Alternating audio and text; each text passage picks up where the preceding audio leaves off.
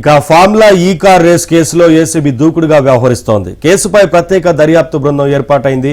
కేసును ఎప్పటికప్పుడు ACB director పర్యవేక్షించనున్నారు. అలాగే ఇవాళ హెచ్ఎండిఏతో పాటు పలు శాఖల నుంచి ఫైల్స్ తెప్పించుకొని పరిశీలించనున్నారు. ఫార్ములా ఈ రేసు ఒప్పందాలను పరిశీలించనున్నారు ఏసీబీ అధికారులు.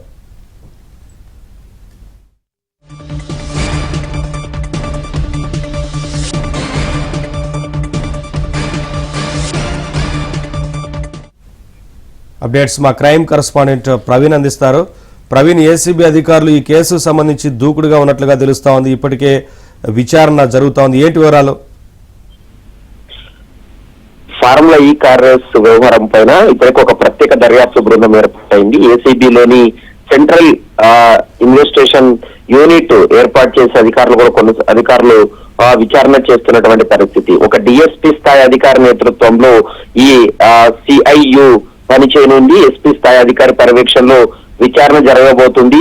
ఈ ఫార్ములా ఈ కార్ రేసింగ్ వ్యవహారానికి సంబంధించి ఇప్పటికే ఆయా శాఖలకు సంబంధించినటువంటి ఫైల్స్ ని పరిశీలించినప్పటికీ కూడా కేసు నమోదైనాక మరోసారి వాటన్నిటినీ కూడా పూర్తి స్థాయిలో పరిశీలించాల్సి ఉంటుంది. తదుపరి చర్యలకు ఉపక్రమించాల్సి ఉంటుంది. కాబట్టి ఈ రోజు హెచ్ఎండిఏతో పాటు ఆర్థిక శాఖ మరికొన్ని అనుబంధ శాఖల యొక్క ఫైల్స్ అన్ని కూడా తెప్పించుకొని పూర్తి స్థాయిలో పరిశీలించిన తర్వాత విదేశీ కంపెనీతో ఉన్నటువంటి ఒప్పందాలు, వాటికి సంబంధించినటువంటి చెల్లింపులు ఏ విధంగా జరిగాయనేటువంటి అంశానికి సంబంధించి పూర్తి స్థాయిలో విచారణ చేస్తారు.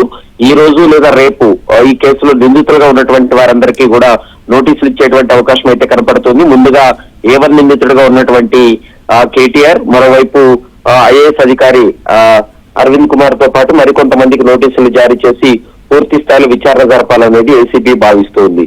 మరోవైపు విదేశీ కంపెనీతో కొనసాగినటువంటి ఒప్పందాలు, ఉల్లంఘనలు, మరోవైపు ఎలాంటి అనుమతులు లేకుండా 55 కోట్ల రూపాయల వరకు కూడా ఏ విధంగా జమ అయ్యాయనేటువంటి అంశానికి సంబంధించి విచారణ కొనసాగనుంది.